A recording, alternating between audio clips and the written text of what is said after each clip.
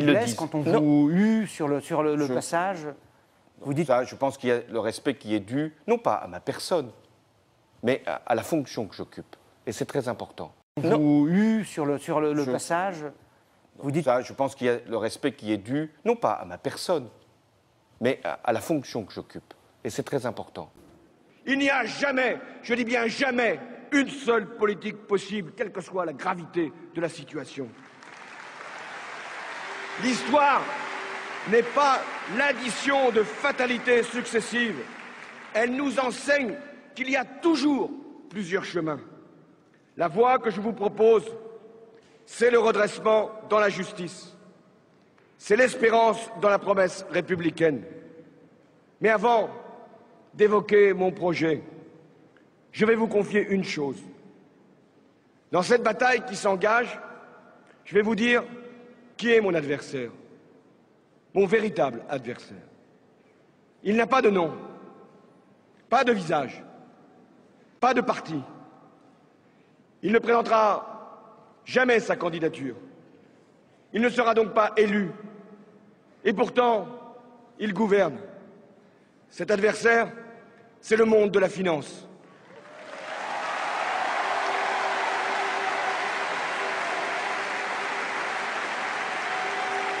Sous nos yeux, en 20 ans, la finance a pris le contrôle de l'économie, de la société et même de nos vies.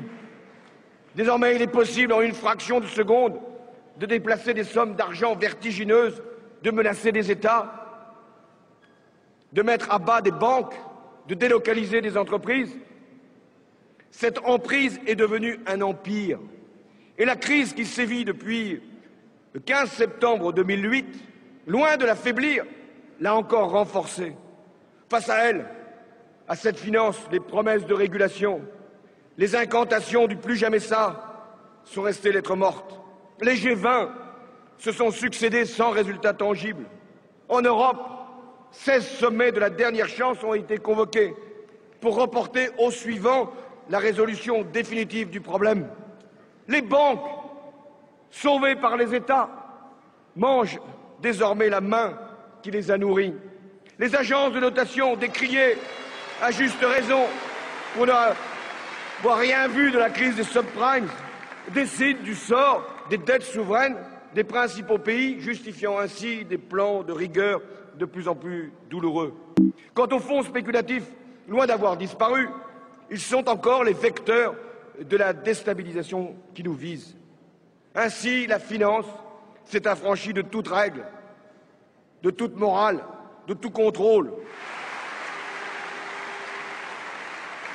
Si la finance est l'adversaire, alors il faut l'affronter avec nos moyens. Et d'abord chez nous, sans faiblesse, mais sans irréalisme, en pensant que ce sera un long combat, une dure épreuve, mais que nous devons montrer nos armes. Maîtriser la finance commencera ici par le vote d'une loi sur les banques qui les obligera à séparer leurs activités de crédit par rapport aux opérations spéculatives. Aucune banque française ne pourra avoir de présence dans les paradis fiscaux. Les produits financiers toxiques, c'est-à-dire sans lien avec les nécessités de l'économie réelle, seront purement et simplement interdits. Les stocks options, sauf pour les entreprises naissantes, seront supprimés et les bonus encadrés. Enfin, je proposerai une taxe sur toutes les transactions financières, non pas le rétablissement de l'impôt de bourse, ce qui va être fait et qui avait été supprimé il y a quelques mois, c'est vous dire la cohérence. Non, une véritable taxe sur les transactions financières avec ceux en Europe qui voudront la mettre en œuvre avec nous. Je proposerai aussi, si l'on veut éviter d'être jugé par des agences de notation dont nous contestons la légitimité, alors mettons en place au niveau européen une agence publique. Quelques sifflets entendus à son passage. François Hollande a été hué à son arrivée sur les Champs-Élysées. Une petite dizaine de personnes ont été arrêtées. Quelques sifflets entendus à son passage. À mon commandement. Mais une cérémonie. Quelques sifflets entendus à son passage. François Hollande a été hué à son arrivée sur les Champs-Élysées. Une petite dizaine de personnes ont été arrêtées. Quelques sifflets entendus à son passage. À mon commandement. Mais une cérémonie en rien perturbée. Si j'ai choisi Manuel Valls, c'est parce qu'il met de l'efficacité, il met de l'organisation et il met aussi de la rapidité. Ça va s'appeler le vrai visage de Manuel Valls, parce que je pense que Manuel Valls a un gros problème d'identité. Il a une espèce de double visage, et c'est ce que beaucoup de gens se demandent rien qu'en le voyant. On sent que c'est quelqu'un qui est assez bipolaire.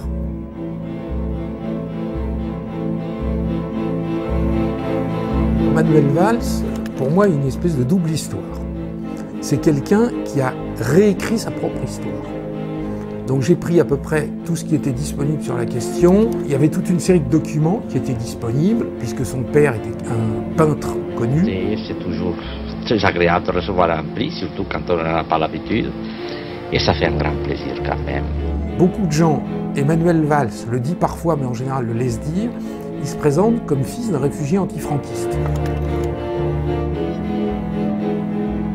Il faut quand même rappeler que Manuel Valls est né dans les années 60 en Espagne. Donc c'était à l'époque du général Franco et du franquisme. Donc on se dit qu'un républicain espagnol réfugié en France, comment se fait-il que son fils puisse naître en Espagne? En réalité, il n'en est rien. La famille de Manuel Valls est une famille de la très haute bourgeoisie catholique catalane. Son grand-père a participé à la fondation du plus important journal catholique conservateur de Catalogne. Ce journal a été interdit en 1936 par ce qu'on appelle les Rouges, c'est-à-dire les communistes, les trotskistes, alliés pour l'occasion avec les socialistes. Donc il n'y avait absolument aucune raison que son père quitte l'Espagne en 1951 et soit présenté comme un réfugié antifranquiste. Les vrais réfugiés antifranquistes, ils sont partis à la fin de la guerre civile espagnole, c'est-à-dire en 1939. Donc c'est déjà une réécriture à cause de son histoire politique. La deuxième, c'est l'histoire de sa mère, qui est une famille de la riche bourgeoisie tessine, qui s'est enrichie grâce au trafic de l'or colonial au Sierra Leone. Sa famille possédait des commerces, des hôtels, des immeubles, des mines d'or. Donc c'est une famille qui n'a strictement rien à voir avec ce qu'on pourrait appeler le socialisme, même boboisé. À 18 ans, j'étais déjà social-démocrate, une gauche responsable, le parler vrai, l'éthique de vérité. C'est quoi être de gauche? C'est lutter contre les inégalités.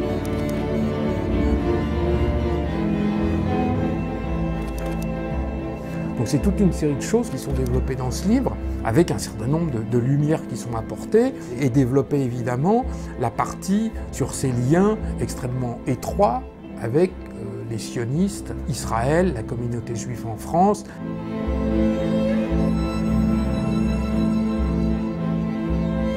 Alors, c'est un véritable sioniste de combat. Lui-même a dit dans un discours filmé qui a fait, on peut dire, beaucoup de buzz sur Internet, qu'il était lié de manière éternelle à la communauté juive et à Israël. Par ma femme, je suis lié de manière éternelle à la communauté juive et à Israël, quand même. Cet homme qui est très entier dans ce discours, qui tape sur la table, qui à un moment dit merde, mais quand même. Merde, quand même. Enfin, un homme de conviction, un homme dans lequel on croit. Accompagné membres de la communauté juive qui se rendaient à la synagogue d'Évry. Or, ce que les gens ignorent totalement, c'est que cet engagement en faveur d'Israël de Manuel Valls est quelque chose d'extrêmement récent. Cet engagement a environ 5 ans. Et tout ce qui s'est produit avant, c'est-à-dire en gros de 1980 à 2008 au moins, Manuel Valls est engagé exactement de la même manière, mais en faveur du peuple palestinien. Ce qui a été gommé, ce qui ne figure dans aucune biographie, les journalistes qui savent ne veulent pas que ça se sache et personne n'en parle. Or, Il y a des écrits qui existent, il y a des documents qui existent, et ce sont des choses qui sont publiées à l'intérieur du vrai visage de Manuel Valls. Et donc je vous ai donné la primeur d'une vidéo stupéfiante que j'ai découverte, où Manuel Valls, en 2008, plante un arbre, un olivier, en faveur du peuple palestinien, et où il prononce un discours filmé qu'il suffit de regarder. Je pense évidemment peut-être d'abord aux habitants de la bande de Gaza, enfermés, qui vivent une situation infernale dans tous les sens du terme. Nous sommes responsables d'un long travail à mener collectivement afin de combattre la haine, les divisions et les préjugés. Et tout ça sur fond de drapeau palestinien. On a l'impression de rêver, puisque aujourd'hui, il est invité régulier du dîner de gala du CRIF, il se produit au Fonds social juif unifié, il est bien reçu par le Congrès juif mondial, et je dirais que dans les milieux dissidents, c'est cette image très sioniste qu'on connaît Manuel Valls. Parce que l'antisionisme, c'est la porte ouverte à l'antisémitisme. Tous ceux qui ne peuvent pas accepter que la haine se déverse dans nos quartiers au nom de la critique d'Israël, nous devons faire corps, nous devons être unis pour combattre cet antisémitisme nouveau qui est né, qui se nourrit de cet antisionisme. L'édification d'un mur honteux, la poursuite des colonisations, le sort des prisonniers, bref des événements qui ne vont pas dans le sens de la paix. Mais cette critique de l'État d'Israël, basée sur l'antisionisme, c'est l'antisémitisme d'aujourd'hui. Tous les documents existent, Libération sait, TF1 sait, Mediapart sait, Politis sait, Le Monde bien sûr sait, que cet homme a eu un engagement extrême en faveur de la Palestine, et personne ne le rappelle aujourd'hui, n'ose le rappeler, et tout le monde surtout la tue et caché, tout simplement parce que ça serait mauvais pour la carrière de Manuel Valls.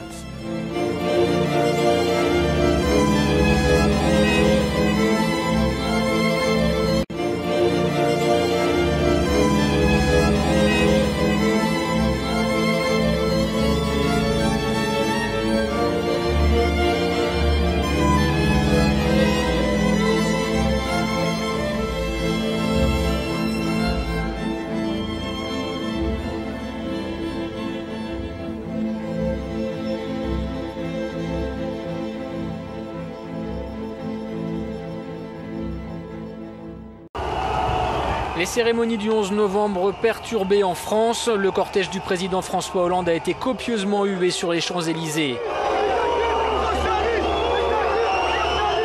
Aucun répit dans la bande de Gaza. Israël poursuit son offensive contre le Hamas pour le 4e jour consécutif. Des bombardements qui ont causé la mort d'au moins 120 civils palestiniens.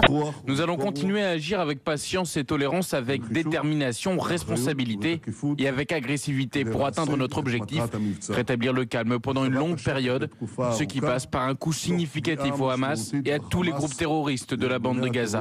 C'est mis en œuvre un enchaînement, une escalade, avec des tirs de roquettes venant de Gaza et avec les répliques venant d'Israël. And we take you overseas now to the rockets raining down on Israel today as Israel tried to shoot them out of the sky. All part of the tinderbox, Israelis and Palestinians. And here an Israeli family trying to salvage what they can. One woman standing speechless among the ruins. ABC's Alex Marquardt is in the middle of it all. Je ne veux pas qu'il y ait des conséquences aussi en France. Il y en a eu la nuit dernière. Le conflit israélo-palestinien ne peut pas s'importer.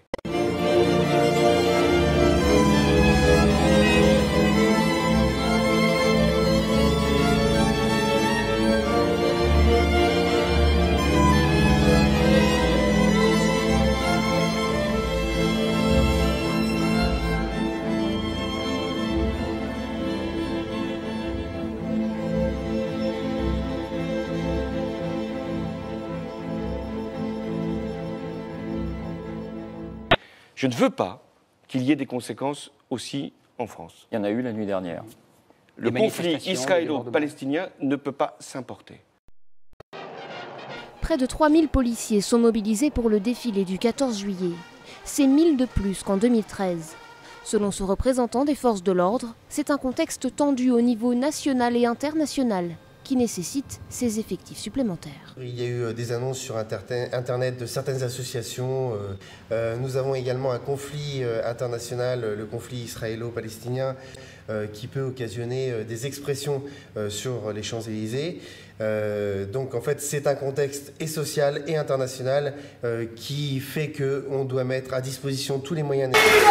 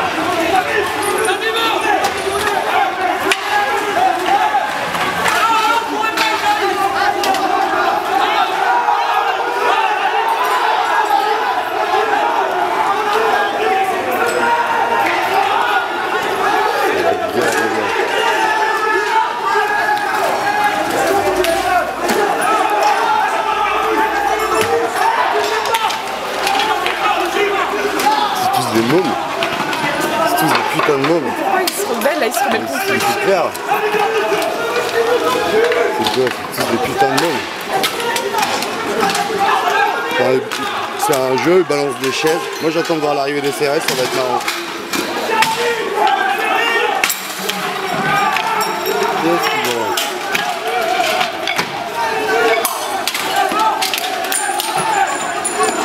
J'ai envie de leur balancer mon ordinateur à la gueule, c'est quoi? J'ai envie de leur balancer un truc qui explose là. C'est tellement molotov là.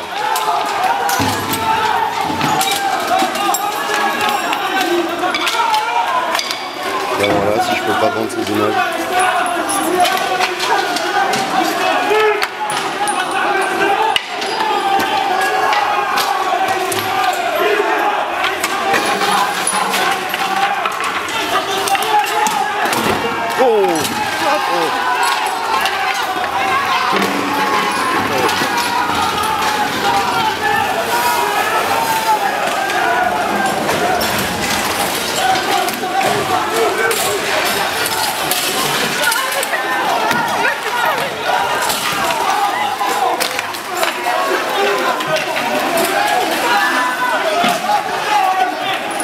Sale pute va!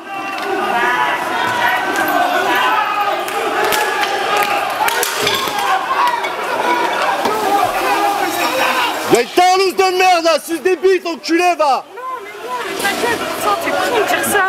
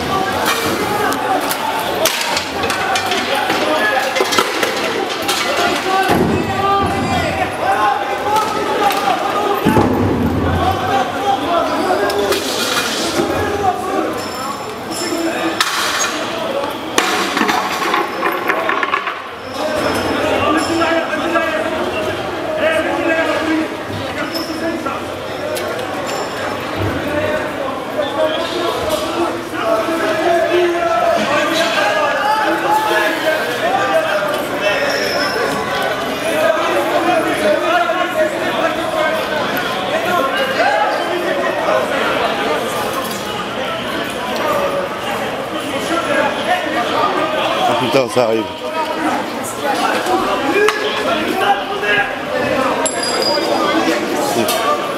Bon, ouais.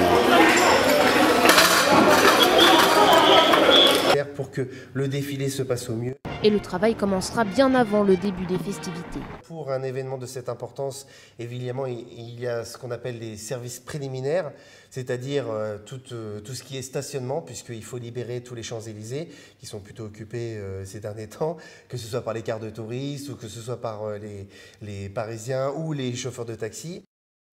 Progressivement, de 6h30 à 11h, un large périmètre sera bouclé et interdit à la circulation automobile. Pour la première fois un 14 juillet, la plus belle avenue du monde restera piétonne après le défilé, et ce jusqu'à 18h.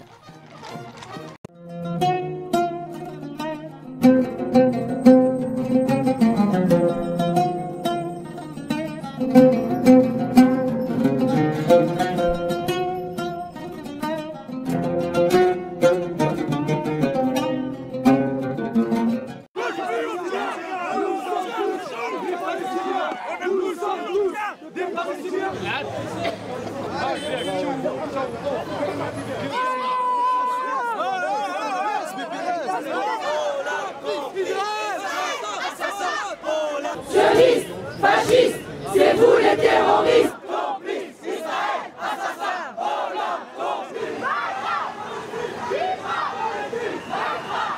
Assassin, Israël, assassin.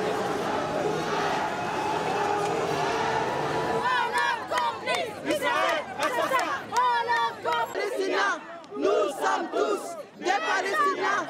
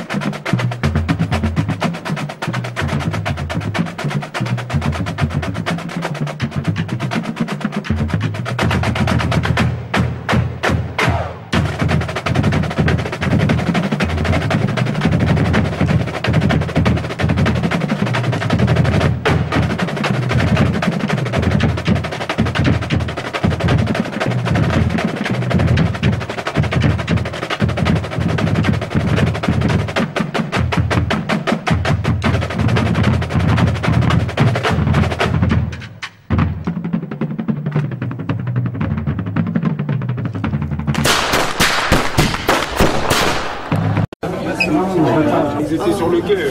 Ils empruntent le truc. Maar er zijn ook voetbalfans allemaal, dus misschien is het daar iets mee te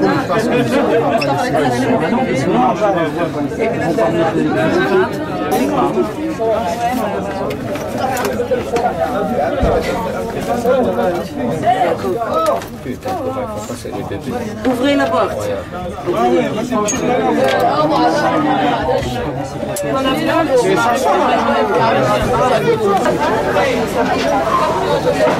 Dit was wel te veel.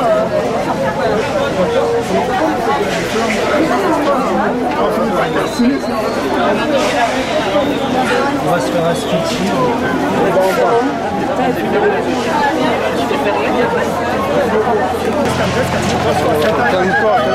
C'est dangereux, c'était le feu là, on s'éloignait du feu, il faut attendre. C'est dangereux, c'est gars. Attendez. Avancez.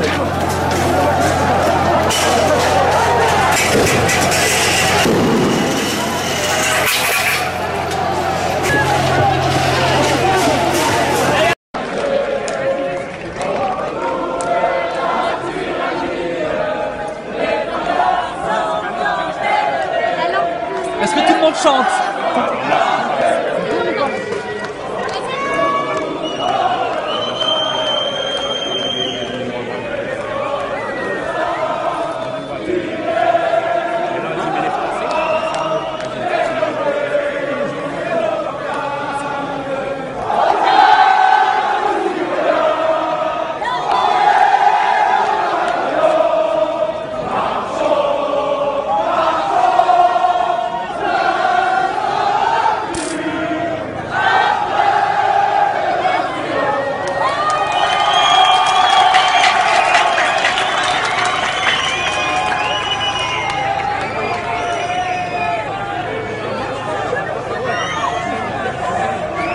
Manifester est donc un droit, parfois un devoir. C'est une liberté, oui, et c'est l'esprit de la République. Quand on se rend à une manifestation interdite, parce que quelques jours avant, il y a eu des slogans et des actes antisémites, et quand on est un élu de la République, quand on est un maire d'arrondissement, on fait attention là où on met les pieds et avec qui on manifeste.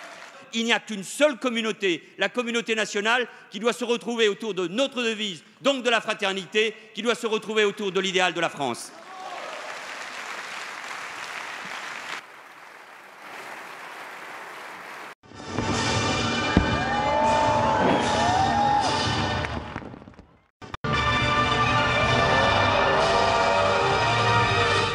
Ans que le feu d'artifice du 14 juillet n'avait pas été tiré depuis la Tour Eiffel. 6 mois de préparation, 50 personnes venues de chez le plus grand artificier du monde. Émouvant, synchronisé avec la musique, l'orchestre symphonique, c'était super aussi. Il fallait bien ça au moins pour célébrer le centenaire de 14-18. Guerre et paix, c'était d'ailleurs le thème du spectacle. En partant de 1914 jusqu'à l'Union Européenne, c'était assez intelligent. Quand on voit ce qui se passe dans le monde, c'est vrai que ça tombe à point nommé.